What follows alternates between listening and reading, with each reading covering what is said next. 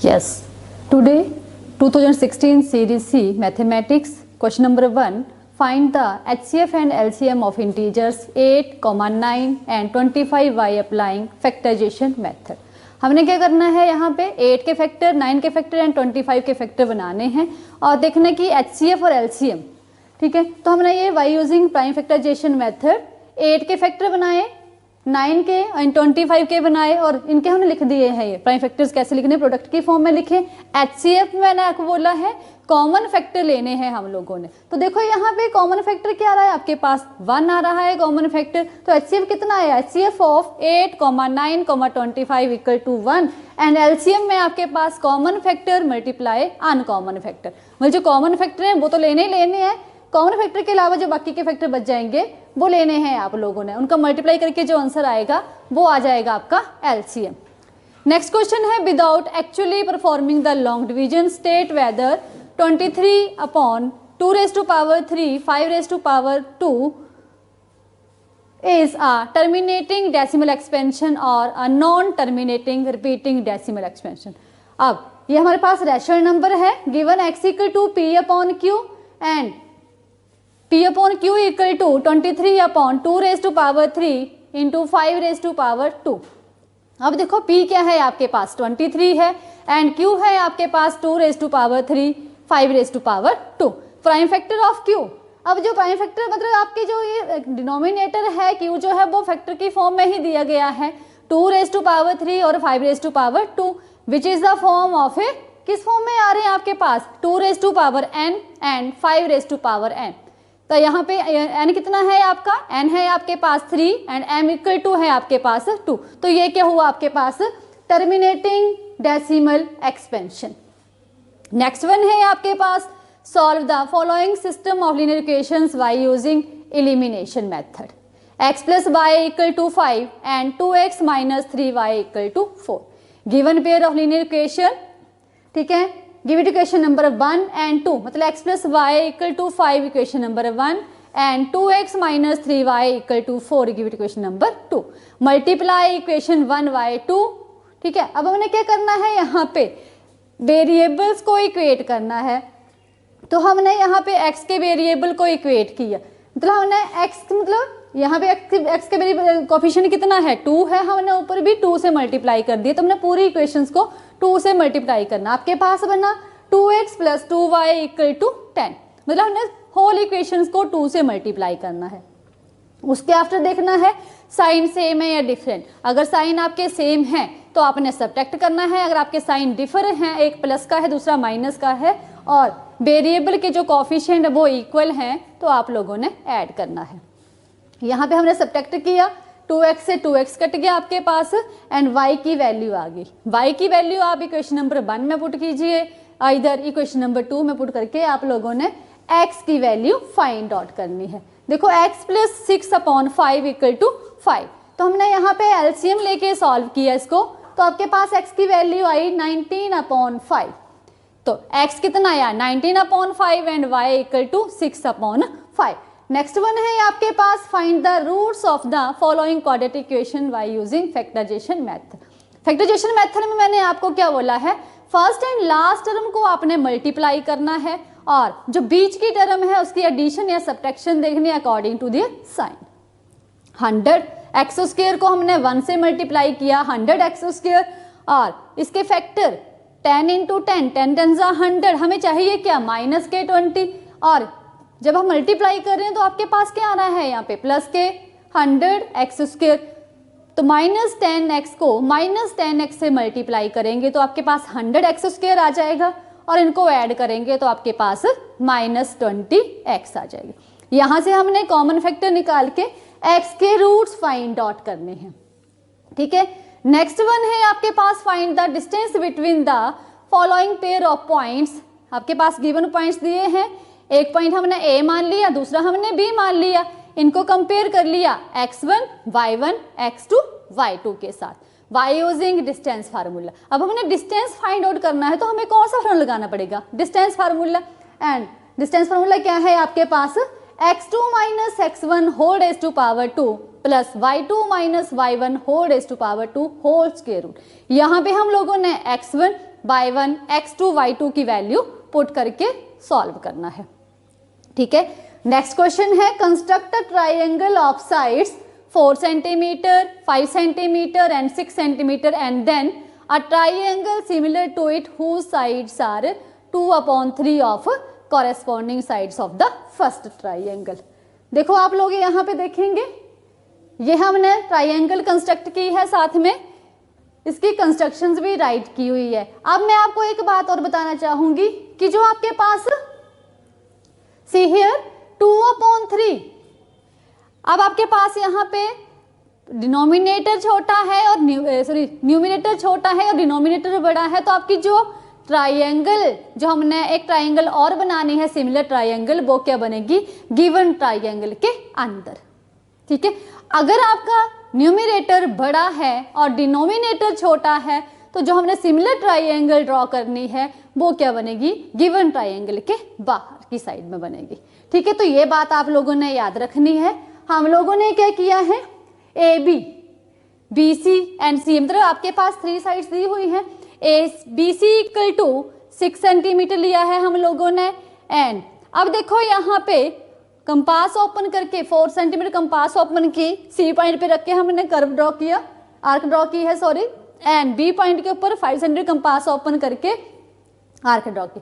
तो point of intersection कहाँ बन रही है, उस पॉइंट को दे देंगे हम A, and with the help of scale join these 2 points. अब हमने क्या करना है, बी पॉइंट के ऊपर एक्यूट एंगल, मतलब एक्यूट एंगल के साथ हमने रे ड्रॉ करनी है, और रे को जो आपके पास डिनोमिनेटर में है 3 है, तो 3 इक्वल पार्ट्स में आपने इसको डिवाइड कर दिया।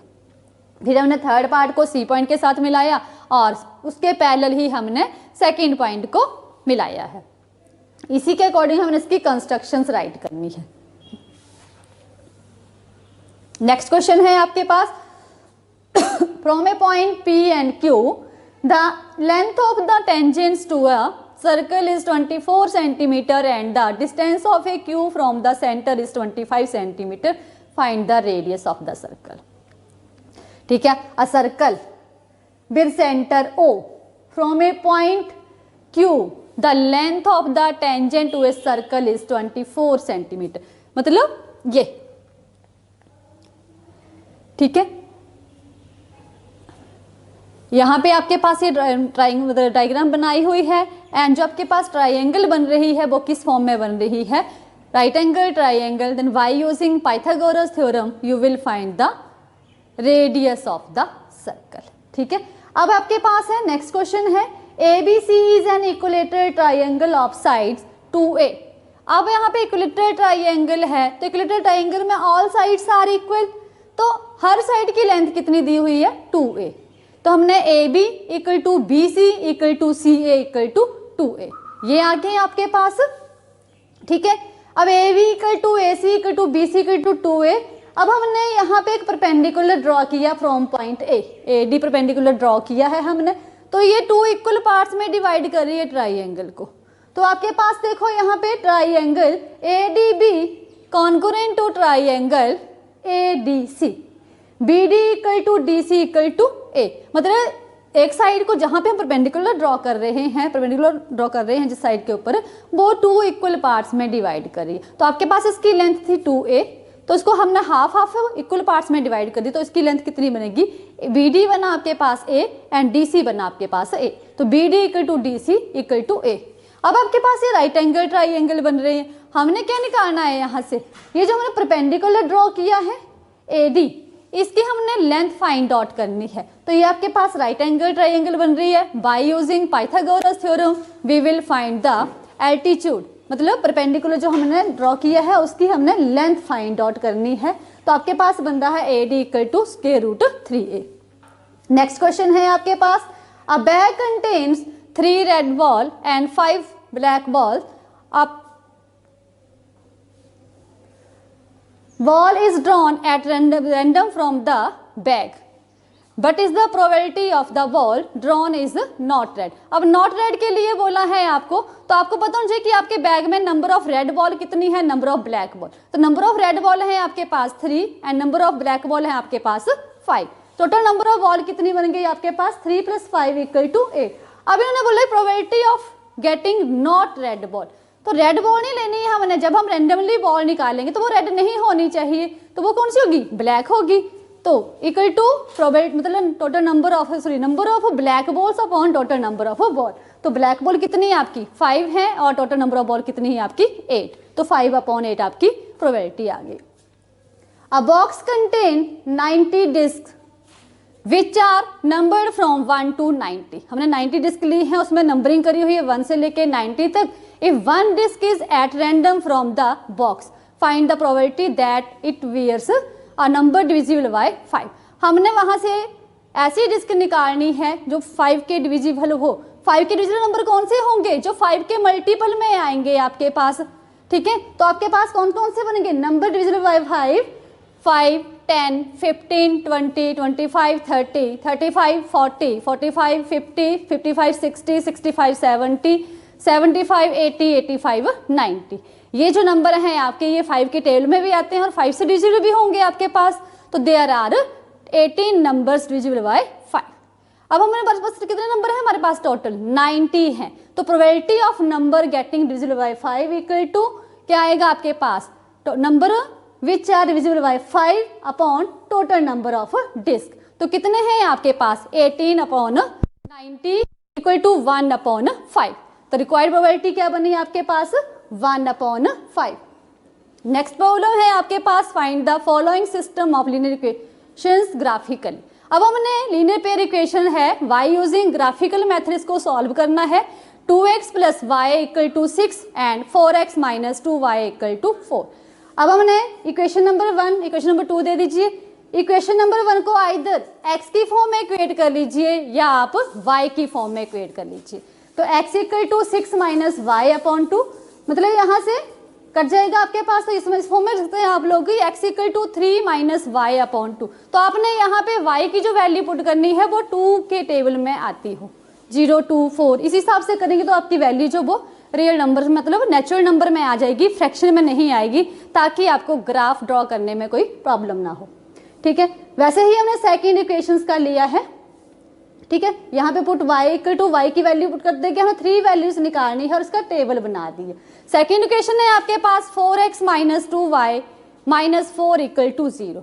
यहाँ से देखो तीनों ही टर्म में आपके पास 2 कॉमन निकल रहा है, 2 कॉमन ले लिए, 2x - y - 2 = 0 आया। और x की फॉर्म में जब इसको मैंने इक्वेट किया तो y + 2 x = y + 2/2। यहाँ पे भी हमने y की वैल्यू पुट करते गए और x की वैल्यू हम लोगों ने फाइंड आउट कर ली। हमने मतलब अप्रोक्सीमेटली आपने 3 वैल्यूज पुट करनी है और जब आपके पास टेबल बनेगा आपने ग्राफ में ड्रॉ करना है। जहाँ पे आपके पास पॉइंट ऑफ इंटरसेक्शन बनेगी वो हो गई आपके पास मतलब जहाँ पे आपकी दोनों लाइनें इंटरसेक्ट करेंगी वो बनेगी आपकी पॉइंट ऑफ इंटरसेक्शन, ठीक है। तो पॉइंट ऑफ इंटरसेक्शन कितनी बन रही है 2,2 पे बन रही है। नेक्स्ट प्रॉब्लम है आपके पास divide t² - 3, 2t⁴ + 3t⁴ - 2t² - 90 - 12। अब हमने बड़े पोलिनोमियल को छोटे पोलिनोमियल से डिवाइड करना है। तो यहाँ पे आपके पास 2t⁴ है और जब इसे हम डिवाइड कर रहे हैं जो डिवाइजर है आपका कितना है वो t⁴ तो हमें कितना चाहिए t⁴ चाहिए, साथ में क्या मल्टीप्लाई में है यहाँ पे 2, तो 2t⁴, ठीक है। अब हमने -3 को 2t⁴ से मल्टीप्लाई किया तो आपके पास आया -6t⁴। अब इनके साइन चेंज करके हम लोगों ने इसको सब्ट्रैक्ट करके यहाँ पे आपके पास कोशेंट एंड रिमाइंडर क्या आ रहा है वो देखना है। मतलब कोशेंट आया आपके पास 2t⁴ + 3t + 4 एंड रिमाइंडर आया आपके पास 0। नेक्स्ट वन है find the 31st term of an AP whose 16th term is 38 and whose 11th term is 38 and 16th term is 73। अब हमारे पास 11th टर्म दी हुई है और 16th टर्म दी हुई है।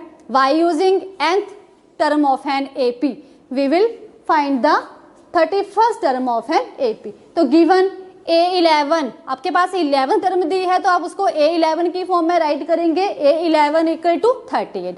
अब A के पैरों में कितना है, 11 है, मतलब n कितना है आपके पास 11, तो आपने nth फार्मूले में आपने n की जगह 11 पुट करना है. A plus 11 minus 1 into D equal to 38. तो ये बना आपके पास A plus 10D equal to 38. ठीक है. एंड 16, सिमिलरली आपने 16 टर्म का भी ऐसे ही करना है, A plus 16 minus 1 into D equal to 73. मतलब आपके पास बना A plus 15D equal to 73. Give it equation number 1 and 2. अब देखो यहाँ पे लीनियर पेयर इक्वेशंस बन रही हैं आपके पास, और A वेरिएबल जो है उसके कोएफिशिएंट आपके पास सेम है और साइन भी सेम है. तो क्या करना है आप लोगों ने, सब्ट्रैक्ट करना है और A को एलिमिनेट करके आप लोगों ने D की वैल्यू फाइंड आउट करनी है. और जो D की वैल्यू निकली है आपके पास, D की वैल्यू आप लोगों ने आइदर इक्वेशन नंबर 1 और इक्वेशन नंबर 2 में पुट करके आप लोगों ने A की वैल्यू फाइंड आउट करनी है. तो D आपके पास आया 7 एंड A आया आपके पास -32. अब क्या फाइंड आउट करना है, 31st टर्म. तो A31 equal to A plus 31 minus 1 into D. अब हमने यहाँ पे A, N और D की वैल्यू पुट करके A31st, मतलब the 31st term of an AP is 178. Next problem है आपके पास, given secant theta equal to 13/12, calculate the other trigonometric ratios. अब आपके पास यहाँ पे गिवन ट्राइंगल दी है ABC. हमें पता है कि ट्रिग्नोमेट्री में हम लोगों ने राइट एंगल ट्राइंगल यूज करनी है. ठीक है. Secant theta equal to 13/12 equal to B upon H आया आपके पास. ठीक है, सॉरी H अपॉन B आएगा आपके पास. हाइपोटेन्यूज है आपके पास 13 एंड बेस है आपके पास 12. अब हमने y using Pythagoras theorem we will find the perpendicular. ठीक है. परपेंडिकुलर कितना आया आपके पास 5. अब यहाँ से other trigonometric ratios find out करनी है. तो y using Pandit Badri Prasad her Bole we can find the sine theta, cos theta, tan theta, cosecant theta, secant theta and cot theta. ठीक है. अगर आपके पास v बेस, परपेंडिकुलर और हाइपोटेन्यूज आपके पास गिवन है तो y यूजिंग पंडित बद्री प्रसाद हर बोले आप लोग any trigonometric ratio find out कर सकते हैं.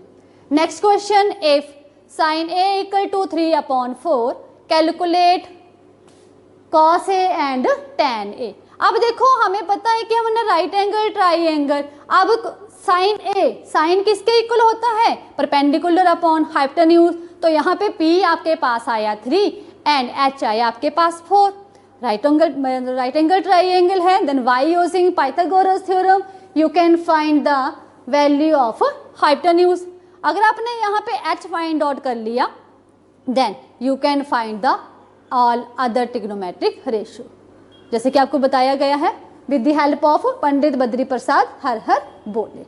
नेक्स्ट प्रॉब्लम है आपके पास, if A and B are -2, -2 and 2, -4 respectively, find the coordinates of P such that AP equal to 3/7 AB and P line the line segment AB. जो point P है आपका AB line segment के ऊपर लाई कर रहा है, उसमें कोई ना कोई रेशो होगी. ठीक है. Let required point PV x, y. अब AP इक्वल टू 3/7 AB ये आपके पास गिवन है. तो PB equal to AB minus AP, मतलब AP plus PB equal to AB है आपके पास. अब देखो यहाँ पे AP की जगह कितना लिखा है आपके पास 3/7. ठीक है. 3/7 AB लिखा है तो आप एड पुट कर दीजिए. और यहाँ पे आपके पास AB इक्वल टू 4/7 AB. तो रेशियो कितनी बनी है आपके पास 3/7 AB, AP upon PV equal to 3/7 AB and 4/7. तो रेशियो बनी है आपके पास 3:4. Then y using section formula we can find the coordinates of point x, y. ठीक है. वो हमने फाइंड आउट करने हैं. इस केस में हम लोगों ने x और y की वैल्यू फाइंड आउट करनी है. नेक्स्ट है आपके पास find the area of rhombus if the vertices are 3, 0, 4, 5 and -1, 4 and -2, -1 taken in order. मतलब ऑर्डर में लिया है तो कंटिन्यूसली में point A, point B, point C, point D, ठीक है। Let coordinates of rhombus A B C D, हमने A B C D rhombus ले ली, A point, B point, C point and D point. अब हमने diagonals, अब देखो rhombus में कंडीशन है कि आपके डायगोनल जो होते हैं वो क्या है आपके पास, परपेंडिकुलर टू ईच अदर। यहाँ पे हमने area of rhombus equal to 1/2 product of its diagonals, तो हमने यहाँ पे by using distance formula we will find diagonal A C and diagonal B D. तो area of rhombus A B C D equal to 1/2 product of its diagonals. तो यहाँ पे diagonals हमने by using distance formula find out किए और उनकी value put करके हमने area of rhombus find out किया है। तो आपके पास एरिया ऑफ रोहम्बस कितना बना, 24 स्क्वायर यूनिट्स। नेक्स्ट वन है find the area of sector of circle with radius 6 centimetre and angle of sector 60 degree. Area of sector find out करना है, आपके पास रेडियस दिया है, radius of sector of a circle कितना है 6 centimetre, R से डिनोट किया उसको, angle theta equal to 60 degree, area of sector equal to what is the formula, theta upon 360 degree into pi are square. अब यहाँ पे पाई की वैल्यू मेंशन नहीं की है, यू टेक द वैल्यू, मतलब टेक द वैल्यू ऑफ पाई कितनी आएगी 22/7। तो यहाँ पे हमने 22/7 रेडियस भी और थीटा भी पुट करके हम लोगों ने area of sector find out कर लिया। एक बात याद रखनी है आप लोगों ने यूनिट्स की, तो in units of area is square units, आपके मीटर में दिए हैं या सेंटीमीटर में दिए हैं, मतलब स्क्वायर सेंटीमीटर आएगा या स्क्वायर मीटर आएगा, तो according to given dimension units. Next one है आपके पास prove that the area of equilateral triangle described on the side of a square is half the area of the equilateral triangle described on its diagonal। अब देखो यहाँ पे ABCD is a square, ठीक है, equilateral triangle ABC is described on the side AB, मतलब हमने ABCD square draw किया, ठीक है, स्क्वायर में ऑल साइड्स आर, मतलब 4 sides are equal, AB equal to BC equal to DC equal to DA, यही आएगा आपके पास। अब हमने क्या किया, AB जो आपके पास AB है वहां से भी हमने इक्विलेटरल ट्राइंगल ड्रॉ की। अब इक्विलेटरल ट्राइंगल जितनी साइड आपके पास स्क्वायर की है वैसे ही ट्राइंगल, मतलब साइड्स आपके पास इक्विलेटरल ट्राइंगल बनेगी। तो ये आपके पास ABE जो ये बनी है इक्विलेटरल ट्राइंगल, और अदर ट्राइंगल हमने ली है इनके डायगोनल से। तो डायगोनल हमने AC ड्रॉ किया, जितना आपके पास AC है वही उतनी कंपास ओपन करके हम लोगों ने इक्विलेटरल ट्राइंगल ड्रॉ की, वो कौन सी है ACF, मतलब आपके पास स्क्वायर के साथ 2 इक्विलेटरल ट्राइंगल्स हैं। अब हमने प्रूव करना है area of triangle ABC upon area of triangle ACF equal to 1/2। इनकी रेशियो जो आ रही है वो 1:2 आ रही। तो proof in triangle ABC AB plus BC square, sorry AB square plus BC square equal to AC square. Which property we will use है, Pythagoras theorem, ठीक है, बाय यूजिंग पाइथागोरस थ्योरम, ठीक है, AB square plus AB square. अब देखो यहाँ पे क्या है आपके पास AB इक्वल टू BC, तो जितना BC है उस BC हम क्या पुट कर देंगे AB square plus AB square equal to AC square. तो AB प्लस AB कितना हो जाएगा B, और 2AB equal to AC square. Now each of triangle ABC and ACF are equilateral triangle and therefore equiangular and hence they are similar। अगर ये equilateral triangle तो इनके एंगल भी क्या होंगे, इक्वल होंगे। तो area of triangle ABC upon area of triangle ACF equal to square of their corresponding sides, ठीक है। अब आपने एरिया फाइंड आउट किया है AB square upon 2AB square equal to क्या आया आपके पास 1/2। तो आप लोगों ने क्या किया, area of triangle ABC upon area of triangle ACF equal to 1/2, हमने यही प्रूव करना था। नेक्स्ट वन है आपके पास question number next, AB and CD are respectively arcs of 2 concentric circle of radii 21 centimetre and 7 centimetre and center O. If angle ADB equal to 30 degree, find the area of the shaded region. अब आपके पास concentric circle की form में sector बन रहा है, उसका centre क्या है, सेम O, दोनों का ही सेंटर। एक का रेडियस दिया है आपके पास 21 सेंटीमीटर एंड दूसरे का दिया है आपके पास 7। तो जो 21 है वो बड़े सेक्टर का है और जो 7 है वो छोटे सेक्टर का, और दोनों का कॉमन एंगल कितना है आपके पास 30 डिग्री। तो हमने क्या करना है, गिवन है आपके पास रेडियस ऑफ सेक्टर OAB को हमने कैपिटल आर मान लिया, जो बड़े वाला सेक्टर उसको हमने कैपिटल आर का रेडियस दे दिया है equal to 21 centimetre and radius of sector ODC small R से डिनोट करके उसको 7 सेंटीमीटर, और एंगल कितना है आपके पास theta equal to 30 degree. Area of bigger sector, जो मतलब लार्जर सेक्टर है आपके पास, theta upon 360 into pi are square. अब यहाँ पे आर कौन सा आएगा, कैपिटल, क्योंकि लार्जर सेक्टर की बात की जा रही है यहाँ पे, तो कैपिटल आर लेंगे हम लोग यहाँ पे, उसको कैपिटल आर से डिनोट किया है रेडियस को। तो 22/7 into 30 degree upon 360 into 21 into 21 square centimetre. Solve करके आपके पास area of smaller sector theta upon 360 degree into pi are square. अब स्मॉलर सेक्टर में हमने स्मॉल आर रेडियस मतलब एज ए स्मॉल आर लिया है, इनकी वैल्यू पुट करके हम लोगों ने एरिया ऑफ स्मॉलर सेक्टर निकाल। अब हमने निकालना क्या है, एरिया ऑफ शेडेड रीजन। तो area of larger sector minus area of smaller sector, दोनों मतलब आपस में माइनस कर देंगे, जो बाकी का रीजन बचेगा वो आपके शेडेड रीजन है वो आ जाएगा। दोनों को मना माइनस करके हमारे पास बना 102.66 square centimetre. And after decimal we will read digit single single, ठीक है ना, ऐसे 66 नहीं बोलना है आपने, आफ्टर डेसिमल आपके सिंगल सिंगल डिजिट आपके बोल जाते हैं, मतलब 102.66 square centimetre. Find two numbers whose sum is 27 and product is 182। मतलब दो नंबर हैं, उनका सम जो आपके पास 27 है एंड प्रोडक्ट कितना है आपके पास 182। तो 1 नंबर इज x। अगर आप हमें पता है कि दो नंबर का सम जो है वो 27 आ रहा है, तो एक नंबर हमने x मान लिया, दूसरा हमने क्या किया 27 माइनस x, क्योंकि दोनों का सम कितना है आपके पास 27 है, तो 27 में से हम एक नंबर माइनस करेंगे, दूसरा नंबर आ जाएगा आपके पास।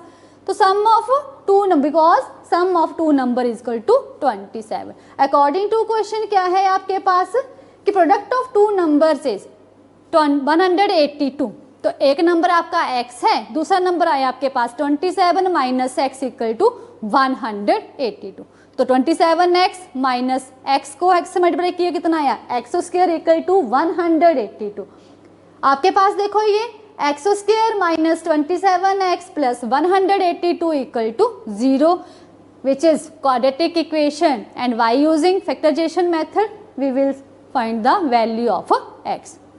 हमने क्या किया, फर्स्ट और लास्ट टर्म को मल्टीप्लाई करके बीच की देखनी है, तो x square minus 13x minus 14x plus 182 equal to 0, ये आ गया। अब देखो दोनों मतलब एक्स स्क्वायर माइनस 13 में से x कॉमन आ रहा है, तो आपके पास विद इन ब्रैकेट में क्या बना x माइनस 13 एंड यहाँ से माइनस 14 कॉमन लेके x माइनस 13 आपके पास विद इन ब्रैकेट आया इक्वल टू 0। तो x minus 13 as a common, x minus 13 आपके पास तो दो रूट्स बन गया, either x minus 13 equal to 0 और x माइनस 14 इक्वल टू 0। तो यहाँ पे x इक्वल टू 13 और x इक्वल टू 14, और दोनों को ऐड करके देखो क्या आएगा 13 प्लस 14 इक्वल टू 27, एंड दोनों को जब मल्टीप्लाई करेंगे तो आपके पास आएगा 13 14 जा 182। नेक्स्ट वन है आपके पास in a triangle if square of one side is equal to the sum of the square of the other two sides, then the angle opposite the first side is a right angle, prove it. ये क्या है आपके पास converse of Pythagoras theorem. तो हमने क्या करना है, राइट एंगल ट्राइंगल मतलब आपके पास ट्राइंगल ABC जो आ रही है वो राइट एंगल ट्राइंगल है, और राइट एंगल ट्राइंगल में हम कौन से थ्योरम यूज करते हैं Pythagoras theorem, AB square plus BC square equal to AC square. और हमें प्रूव करना है कि इसके एक पॉइंट के ऊपर आपका जो एंगल बन रहा है वो कितना बन रहा है 90 डिग्री का। कंस्ट्रक्ट अ ट्राइंगल, कंस्ट्रक्शन आई आपके पास, construct a triangle PQR right angled at point Q such that PQ equal to AB and QR equal to BC. Proof: in triangle PQR, angle PQR equal to 90 degree. तो by using Pythagoras theorem, PQ square plus QR square equal to PR square. देखिए यहाँ पे एक triangle ली है हम लोगों ने, right angle triangle PQR and other one ली है ABC. तो PQ equal to AB and QR equal to BC by construction. अब AB square plus BC square equal to PR square, AB square plus BC square equal to AC square. अब देखो यहाँ पे ये भी AB square plus BC square आया, ये भी AB square plus BC square आया. आपके पास इक्वेशन नंबर 1 एंड 2. तो क्या है आपके पास from equation 1 and 2 PR square equal to AC square, because their left hand side is equal to each other, then right hand side also equal to each other. ठीक है. In triangle ABC and triangle PQR, AB equal to PQ and BC equal to QR. तो AC equal to क्या बना आपके पास, PR बना है आपके पास. and by using side concurrence criterion, ठीक है, triangle ABC equal to triangle PQR. अब ये ट्राइंगल इक्वल हुई आपके, तो इनके जो एंगल हैं, angle ABC equal to angle PQR, मतलब B पॉइंट के ऊपर और Q पॉइंट के ऊपर जो एंगल हैं आपके वो क्या है 90 डिग्री. तो therefore angle PQR equal to 90 degree, similarly angle ABC equal to 90 degree. तो हमने यही प्रूव करना. तो थर्ड साइड के ऊपर जो मतलब थर्ड साइड के अपोजिट जो एंगल बन रहा है वो कितना है आपके पास 90 डिग्री का. तो थर्ड साइड कौन सी थी, AC के जो अपोजिट एंगल बन रहा है B पॉइंट के ऊपर वो कितना है आपके पास 90 डिग्री. नेक्स्ट वन है the angle of elevations of the top of A tower from 2 points at a distance of 4 meter and 9 meter from the base of the tower and in the same straight line with a tower complementary, prove that height of the tower is 6 meter. अब ये बोल रहा है tower. अब हमने बोला बात हो रही है टावर की. जब टावर स्टैंड करता है तो वो कितने डिग्री, मतलब परपेंडिकुलर राइट एंगल के ऊपर बेस्ड होता है वो, ठीक है, आपका 90 डिग्री का एंगल बन रहा है. और बोले कि यहाँ पे 4 मीटर और 9 मीटर के डिस्टेंस के ऊपर 2 कंप्लीमेंट्री एंगल बना रहे हैं. तो one angle is theta and other 90 minus theta, because complementary angles are less than 90 degree. तो आपके पास देखो यहाँ पे ABCD आपके पास बनी है ये ट्राइंगल. हमने हाइट फाइंड आउट करनी है टावर की, उसको मान लिया हम लोगों ने H. In right angle triangle BCD, CD upon BC. अब देखो यहाँ पे CD upon BC equal to tan theta. अब थीटा की वैल्यू नहीं दी हुई है हमारे पास, कंप्लीमेंट्री एंगल की बात हो रही है. tan थीटा आ गया आपके पास. तो BC कितना है, H अपॉन ये डिस्टेंस आपके पास 4 मीटर, ठीक है, H upon 4 equal to tan theta. Give it equation number 1. And जो बड़ी ट्राइंगल बन रही है ACD, in right angle triangle ACD CD upon AC equal to, यहाँ पे एंगल कितना है tan 90 डिग्री माइनस थीटा. हमें पता है कि tan 90 minus theta equal to cot theta. तो H अपॉन AC कितना है आपके पास 9 है, H upon 9 equal to cot theta. ठीक है. अब equation number 2.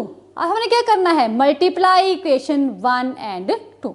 H upon 4 multiply H upon 9 equal to tan theta multiply cot theta. H को H से मल्टीप्लाई किया, H स्क्वायर 4 9 जा 36 एंड tan थीटा, और जो cot थीटा वो किसका रेसिप्रोकल है, tan का. तो cot की जगह कितना लिखेंगे हम लोग 1 अपॉन tan थीटा. ठीक है. तो tan से tan कैंसिल हो गया, H square upon 36 equal to 1 और H square equal to 36 metre और H कितना है आपके पास प्लस माइनस 6 मीटर. तो हाइट ऑफ द टावर हमने यहाँ पे नेगेटिव वैल्यू जो उसको नहीं लेंगे, नेग्लेक्ट करेंगे क्योंकि डायमेंशंस कांट बी नेगेटिव. आपकी लेंथ ब्रेथ हाइट जो वो पॉजिटिव में आती है.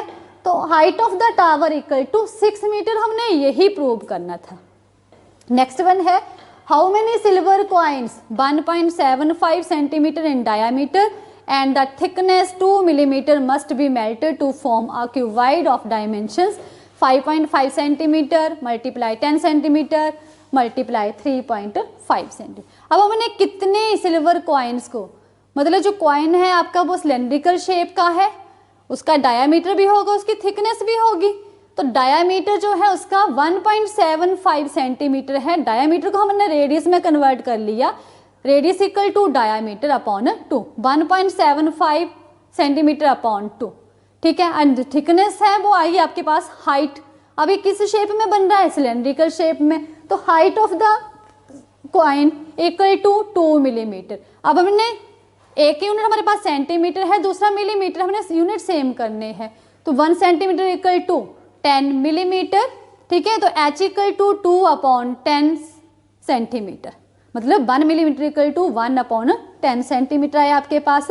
लेंथ ऑफ क्यूबाइड कितनी है आपके पास, 5.5 centimetre, breadth of cuboid 10 centimetre and height of cuboid कितनी है, 3.5 सेंटीमीटर। अब वॉल्यूम ऑफ क्यूबाइड मतलब कितने सिल्वर कॉइन को मेल्ट करके आपके पास क्यूबाइड बना है। तो हमने क्या करना है, n, नंबर ऑफ टर्म्स हमारे पास n ही आएंगी, n को हमने सिल्वर कॉइन के साथ मल्टीप्लाई करके equal to volume of a cuboid, because both volumes are equal. तो यहाँ से हम लोगों ने इनकी वैल्यू पुट करके n की वैल्यू फाइंड आउट करनी है, और n इक्वल टू कितना है आपके पास, सॉल्व करके 400। तो उन 400 कॉइन्स को मिला के हम लोगों ने एक क्यूबाइड बनाया है, जिसके डायमेंशंस थे 5.5 centimetre multiply 10 centimetre multiply 3.5 centimetre, उनकी लेंथ, ब्रेथ और हाइट जो दी थी, ठीक है। नेक्स्ट वन क्वेश्चन है आपके पास, if table below shows the daily expenditure of food of 25 household locality, मतलब 25 हाउसहोल्ड लोकेलिटी के हमने डेली एक्सपेंडिचर ऑफ उन फूड, मतलब कितना खर्चा होता है उनके खाने पे, उसका हमने क्या निकालना है। टेबल दिया हुआ है आपके पास, और क्या निकालना है, हमने मीन की बात हो रही है यहाँ पे, ठीक है।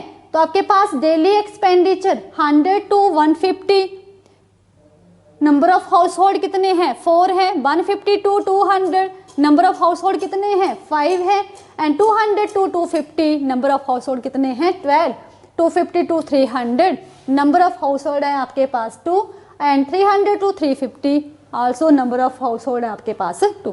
तो टोटल कितने हाउस होल्ड की बात हो रही है, 25। तो उनका जो सम करेंगे वो कितना आएगा आपके पास, 25।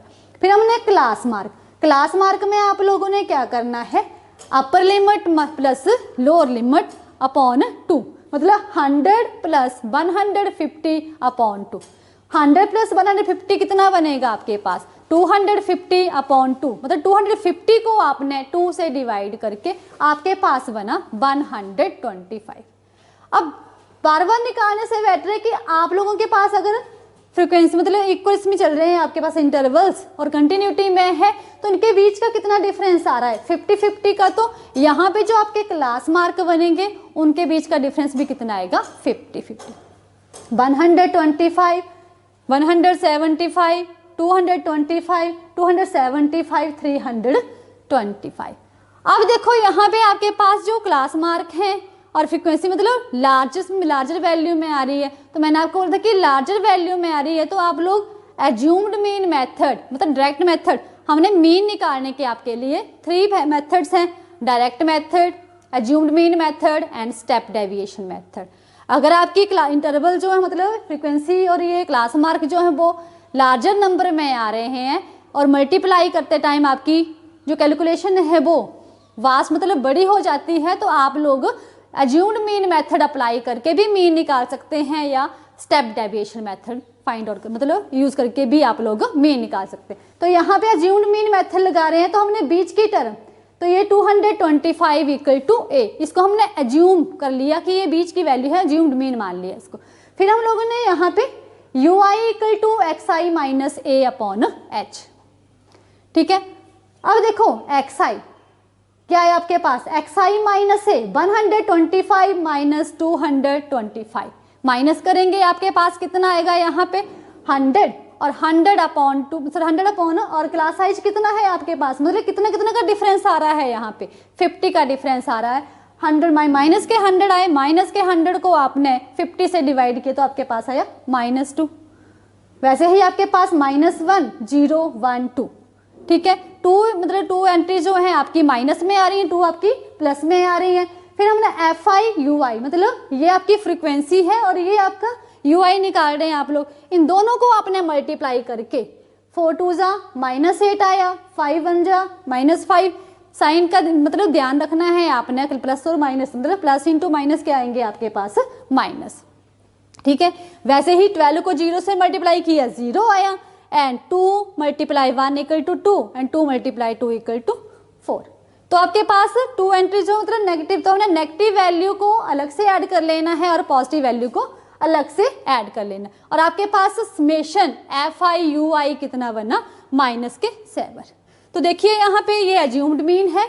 ठीक है, width of the class size कितना डिफरेंस आ रहा था आपके पास H 50 and UI equal to x bar equal to summation FI/UI upon summation. अब ये समेशन क्यों ले रहे हैं हम लोग, समेशन है सम ऑफ ऑल टर्म्स। ठीक है ना, तो अब हमने by using mean formula x bar equal to A + H U bar. अब हमने U बार निकाल लिया, वहां पे U मतलब U जो दी है आपके पास उसका मीन निकाल के हमने उसकी वैल्यू पुट कर देनी। तो अज्यूम्ड मीन था आपके पास 225, H है आपके पास क्लास साइज वो कितना आया 50 एंड U बार आया आपके पास -0.28। तो इनकी वैल्यू पुट करके आपके पास जो मीन बना है 211। तो daily expenditure on food is 211। तो ये थे आपके क्वेश्चन पेपर 2016 सीरीज